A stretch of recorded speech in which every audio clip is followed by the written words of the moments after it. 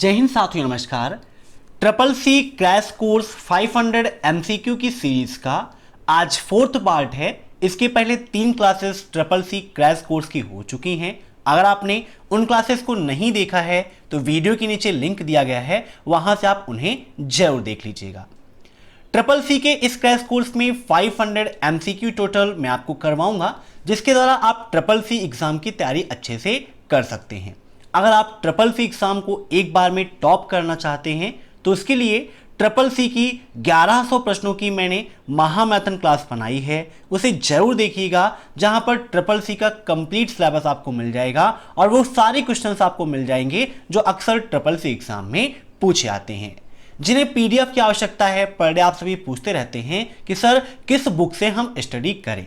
देखिए, बुक एक बार छप जाती है और तब तक वैसे ही चलती रहती है जब तक सिलेबस चेंज नहीं होता है, लेकिन हमारी जो ई बुक है उसे हम टाइम टू टाइम अपडेट करते रहते हैं। जैसे अभी हाल ही में जो एग्जाम हुए थे, उन एग्जाम में जो नए नए प्रश्न हमें देखने को मिले थे, उन सभी क्वेश्चंस को हमने अपनी ई बुक में अपडेट कर दिया है। वीडियो के नीचे 2000 क्वेश्चंस की पीडीएफ की लिंक दे रखी है, वहां से आप उसे डाउनलोड कर सकते हैं और अपनी तैयारी को बेहतर बना सकते हैं। तो जिन्होंने भी अभी तक ट्रिपल सी के क्रैश कोर्स को ज्वाइन नहीं किया है, आज ही ज्वाइन कर लें ताकि आप अच्छे से तैयारी कर सकें। तो टाइम वेस्ट ना करते हुए चलिए शुरू करते हैं आज की ये क्लास, क्योंकि सीधी बात नो बकवास, यही है अबैक्सल की class. Let's begin in this top.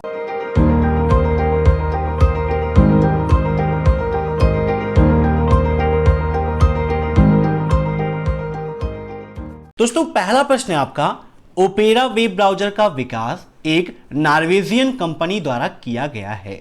यहां पर क्वेश्चन को हिंदी और इंग्लिश मैंने दोनों लैंग्वेजेस में लिखा है ताकि किसी भी स्टूडेंट को कोई भी दिक्कत ना हो। और ये रहे आपके ऑप्शंस आपकी स्क्रीन पर, ट्रू एंड फॉल्स। बताइए, क्या ओपेरा वेब ब्राउजर का विकास एक नॉर्वेजियन कंपनी द्वारा किया गया है?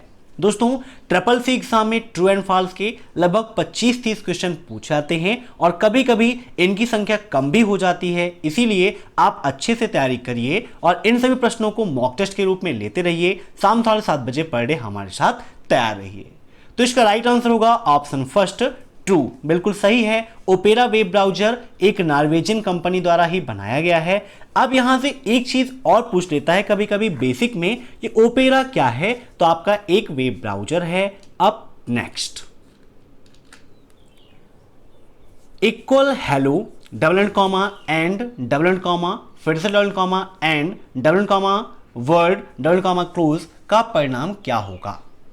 लिब्रे ऑफिस कैल्क में ये फार्मूले काफी पूछे आते हैं, इसीलिए फार्मूले का मैंने एक सेपरेट वीडियो बनाया था 40 मिनट का, फार्मूला कैप्सूल के नाम से। अगर आप देखना चाहते हैं तो यूट्यूब पर सर्च कर लीजिएगा फार्मूला कैप्सूल बाय अबैक्सल कंप्यूटर, तो वहां पर आपको आसानी से सारे फार्मूलाज समझ में आ जाएंगे। तो यहां पर देखिए, इक्वल हेलो, इसका जो परिणाम होगा वो क्या होगा? आपके ऑप्शंस हैं ए बी सी डी। बताइए क्या होगा इसका राइट आंसर? तो इसका राइट आंसर होगा ऑप्शन सी, हेलो वर्ल्ड। ठीक है, जब इसको हम एग्जीक्यूट कराएंगे अपने कैल्क में, जब हम इस वैल्यू को लिखेंगे जो इक्वल से लेकर यहां तक है, तो इसका जो परिणाम है वो आएगा हेलो वर्ल्ड के रूप में। चाहे तो आप इसे प्रैक्टिस के रूप में कर सकते हैं, यहां पर देख लीजिए। अब नेक्स्ट, केबल टीवी और डीएसएल किसके उदाहरण हैं? ऑप्शन है आपके लैन, मैन, वैन या फिर डब्ल्यू लैन। बताइए, केबल टीवी और डीएसएल किसके उदाहरण हैं? अब ट्रिपल सी एग्जाम में डीएसएल का फुल फॉर्म भी पूछा जाता है, तो डीएसएल का फुल फॉर्म होता है डिजिटल सब्सक्राइबर लाइन। क्या होता है? Digital subscriber line. और ये किसके उदाहरण हैं? तो इसका राइट आंसर होगा ऑप्शन बी, मैन के उदाहरण हैं। अब ट्रिपल सी एग्जाम में इनके फुल फॉर्म भी काफी पूछे जाते हैं। लैन का फुल फॉर्म नोट कर लीजिएगा, लोकल एरिया नेटवर्क। मैन का मेट्रोपॉलिटन एरिया नेटवर्क। वैन का वाइड एरिया नेटवर्क। और WLAN का फुल फॉर्म भी आपके लिए इंपॉर्टेंट है, आप कमेंट करके हमें कमेंट सेक्शन में बताइएगा। लैन का उपयोग कहाँ किया जाता है? तो लैन का उपयोग छोटी भौगोलिक दूरी, जैसे कि कोई ऑफिस है, कोई बिल्डिंग है, तो वहां पर सिस्टम्स में नेटवर्क के लिए, इंटरनेट के लिए लैन का उपयोग किया जाता है। मैन का उपयोग किसी शहर या किसी क्षेत्र में किया जाता है। वैन का उपयोग दो देशों के बीच में, दो द्वीपों के बीच में किया जाता है। जब भी आप वीडियोस को देखिए साथ में एक नोटबुक और पेन जरूर रखिए ताकि जो पॉइंट्स मैं आपको बताता हूं उनको आप नोट कर सकें। अब नेक्स्ट, लिब्रे ऑफिस कैल्क में मिनिमम जूम कितना होता है? ऑप्शंस आपकी स्क्रीन पर हैं, 20, 30, 40 या फिर 10। बताइए लिब्रे ऑफिस कैल्क में मिनिमम जूम कितना होता है? मिनिमम जूम और मैक्सिमम जूम दोनों आपके लिए इंपॉर्टेंट हैं। ट्रिपल सी एग्जाम में Libre office writer, Libre office Calc और लिब्रे ऑफिस इम्प्रेस, इन तीनों का मिनिमम और मैक्सिमम जूम पूछा जाता है। तो कैल्क का मिनिमम होता है 20, ऑप्शन ए इज राइट। अगर पूछता है मैक्सिमम तो लिब्रे ऑफिस कैल्क का होता है मैक्सिमम 400। कितना? नोट कर लीजिएगा, 400% होता है लिब्रे ऑफिस कैल्क का मैक्सिमम जूम परसेंटेज। अब नेक्स्ट, सफारी क्या है? बताइए सफारी क्या है? अब बहुत सारे लोग सोच रहे होंगे सफारी जिससे हम सवारी करते हैं। No, this is not Safari, this is not a search engine, Windows या ब्राउजर। बताइए फटाफट इनमें से क्या है? तो सफारी आपका क्या है? एक वेब ब्राउजर है। Option D is right. ठीक है, एप्पल कंपनी द्वारा लॉन्च किया गया था सफारी को, इसीलिए इसको हम एप्पल सफारी के नाम से भी जानते हैं। आपका ये वेब ब्राउजर है। सफारी के साथ में डक डक गो की सवारी बेहतर है, मतलब सफारी वेब ब्राउजर पर DDG डक डक गो आपका जो सर्च इंजन है ये अच्छे से काम करता है, उसके लिए फेमस है। नोट कर लीजिएगा। अब नेक्स्ट, VR डिस्प्ले किस बिंदु पर वास्तविकता से अप्रभेद्य होगा? अब हिंदी में पढ़ने में समझ में नहीं आएगा कि क्या लिखा हुआ है, इसीलिए कभी कभी आप इंग्लिश वाले पॉइंट्स को भी देख लीजिएगा। ट्रिपल सी एग्जाम में कई सारे क्वेश्चन ऐसे होते हैं जिन्हें हिंदी में पढ़ते हैं तो हमें काफ़ी परेशानी होती है, इसलिए दोनों का कॉम्बिनेशन आपके लिए जरूरी है। एग्जाम में हिंदी और इंग्लिश दोनों में क्वेश्चन आते हैं। आपके ऑप्शंस ये रहे आपकी स्क्रीन पर, 8 के रेजोल्यूशन, 12 के रेजोल्यूशन, 16 के रेजोल्यूशन या 20 के रेजोल्यूशन। बताइए। तो VR डिस्प्ले 16 के रेजोल्यूशन पर वास्तविकता से अप्रभेद्य होगा। Option C is right. अब नेक्स्ट, निम्न में से कौन सी सबसे विलंबित टोपोलॉजी है? बताइए ऐसी कौन सी टोपोलॉजी है जो सबसे विलंबित टोपोलॉजी है? ऑप्शन है आपके रिंग, मेज, ट्री या फिर स्टार। बताइए क्या होगा इसका राइट आंसर? तो इसका राइट आंसर है ऑप्शन ए, रिंग टोपोलॉजी। अब रिंग टोपोलॉजी क्यों सबसे विलंबित कहलाती है ये थोड़ा सा आप समझ लीजिए। Chapter 6 introduction to internet and WWW के अंतर्गत मैंने जब आपको टोपोलॉजी पढ़ाया था तो वहां पर समझाया था, एक बार फिर से देख लीजिए, जिससे नहीं पढ़ा है उसको आसानी से समझ में आ जाएगा।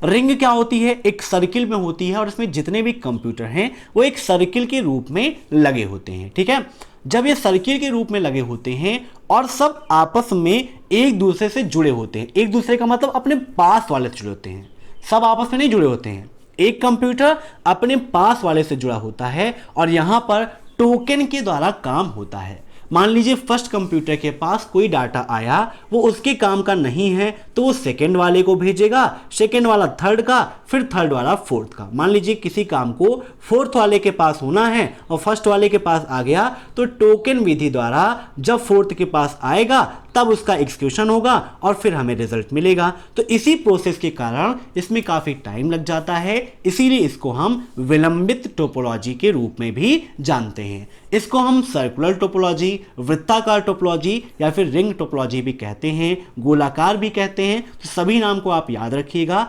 अब नेक्स्ट, नेटस्केप नेविगेटर GUI के साथ बनाया गया पहला वेब ब्राउज़र है, ट्रू या फॉल्स? अब यहां से एक क्वेश्चन और बनता है कि नेटस्केप नेविगेटर क्या है? तो आपका वेब ब्राउज़र है।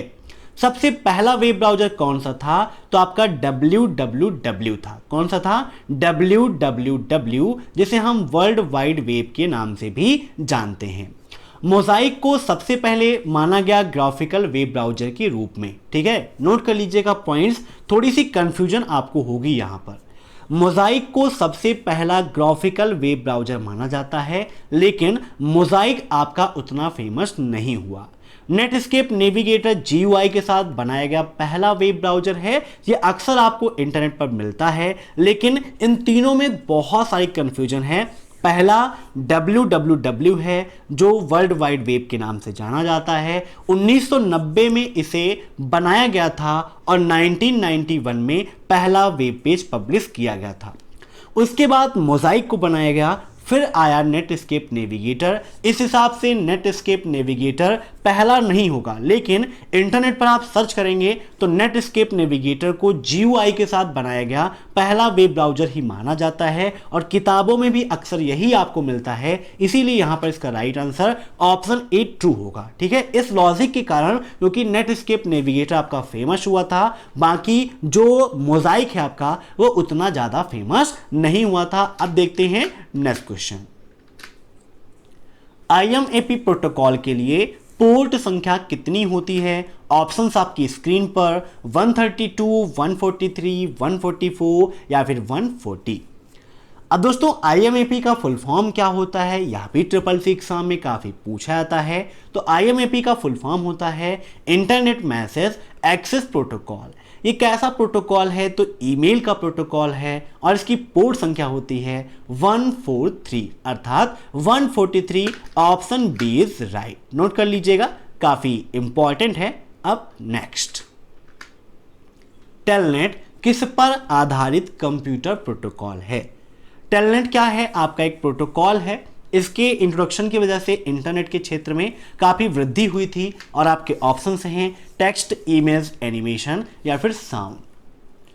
तो टेलनेट आपका टेक्स्ट आधारित प्रोटोकॉल है। Option first is right. अब नेक्स्ट, इनक्रिप्शन में डेटा किस में परिवर्तित होता है? मीन्स इनक्रिप्शन की जो प्रक्रिया है इसमें डेटा किस में परिवर्तित होता है? शब्द, स्ट्रिंग, सिफर या फिर डिफर। तो इसका राइट आंसर होगा ऑप्शन सी, सिफर में कन्वर्ट होता है। ठीक है, अब नेक्स्ट, DFT का पूर्ण रूप क्या है? What is the full form of DFT? Option है आपके delight film thickness, dry film thickness, dry film trick या डिले फिल्म थिकनेस। बताइए DFT का फुल फॉर्म क्या है? तो DFT का फुल फॉर्म है dry film thickness. Option B is right. अब नेक्स्ट, हिस्ट्री फोल्डर में ब्राउजिंग हिस्ट्री बताए गए दिनों तक ही रहती है, ट्रू या फिर फॉल्स? दोस्तों ब्राउजिंग हिस्ट्री आप चाहें तो इनेबल करें, चाहें तो ना इनेबल करें, या आप डे लिमिट फिक्स करना चाहते हैं तो आप फिक्स कर सकते हैं। उतने दिनों तक ही ब्राउजिंग हिस्ट्री आपकी कैप्चर होगी, उसके बाद ऑटोमेटिक वो डिलीट होती रहेगी। अगर आप उसे डिसेबल कर देंगे तो जो भी आप सर्च करते हैं या आपकी जो वॉच हिस्ट्री है, सर्च हिस्ट्री है, ये सब कुछ आपका वहाँ पर नहीं दिखेगा। आप कुछ भी सर्च करिए, आप वहाँ पर चेक करेंगे तो वहाँ पर कुछ भी नहीं दिखेगा। मीन्स जो आपकी हिस्ट्री है वो भी आपकी नहीं बनेगी। या आप सेटिंग पर जाकर इनेबल और डिसेबल कर सकते हैं। तो बिल्कुल सही है, हिस्ट्री फोल्डर में ब्राउजिंग हिस्ट्री बताए गए दिनों तक ही स्टोर रहती है। अब नेक्स्ट, CSMA के अंतर्गत बस किस मोड में काम करता है? ऑप्शन से आपके single access, double access, multiple access या इनमें से कोई नहीं। बताइए CSMA के अंतर्गत बस किस मोड में काम करता है?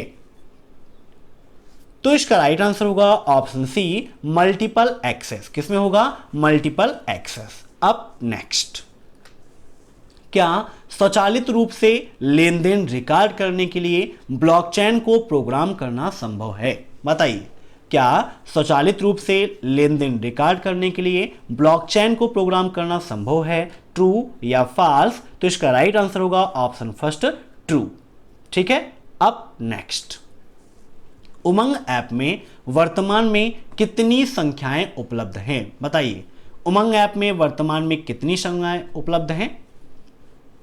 तो उमंग ऐप है क्या? भारत सरकार द्वारा लॉन्च किया गया एक ऐप है जहां पर विभिन्न सेवाओं को एकत्रित रखा गया है। मीन्स इसका उपयोग करके आप भारत सरकार द्वारा जो जनमानस के लिए सेवाएं हैं उनका लाभ आप उठा सकते हैं। तो इसमें 100 से अधिक सेवाएं हैं। Option first is right. ठीक है, सेवाएं तो इसमें 1000 प्लस हैं, लेकिन यहाँ पर जो ऑप्शन है वो सर्वाधिक में 100 वाला है, तो यहाँ पर 100 से अधिक सेवाओं पे टिक करना है। Option A is right. अब नेक्स्ट, उबंटू ऑपरेटिंग सिस्टम में स्क्रीन लॉक करने के लिए किस शॉर्टकट की का उपयोग करते हैं? बताइए।